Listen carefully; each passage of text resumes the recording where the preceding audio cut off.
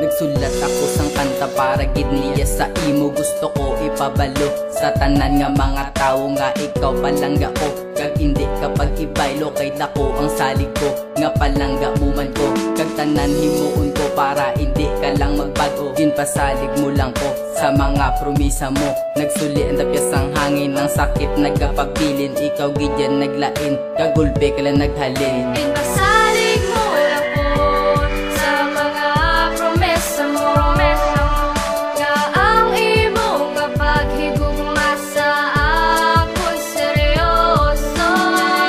Ginhimo ko man ang tanan-tanan para imo mapatyagan. Nga asubong ara ka na sa iya. Ang babae nga gusto ko makaupod nga wala na sakit iba tiyagon nga madula ka sa akon. Nag-ubra ko ni kantatan ni imo mabatian si jangkit ni gali ang imo ginapasakitan. Ginimo umantanan para hindi mo pagbabayan, pero ano ginhimo mo ako imo nga gintalikdan. Hindi ko kabalan para permi mo lang hampangan ang akon tagipusoon imo nga ginatapakan. Ginpasalig mo lang ko sa mga promesa mo.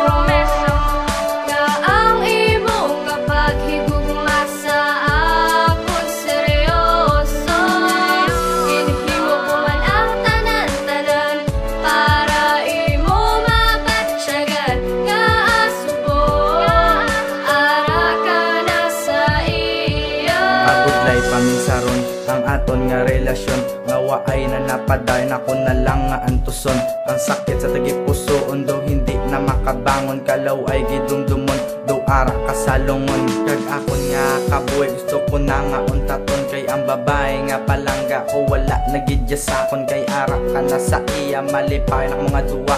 Ginhatag ko man ang tanan nga ako ginbulagan pa. Ginpasalig mo lang ko sa mga promesa mo. Nga ang imo nga paghigugma sa akon seryoso.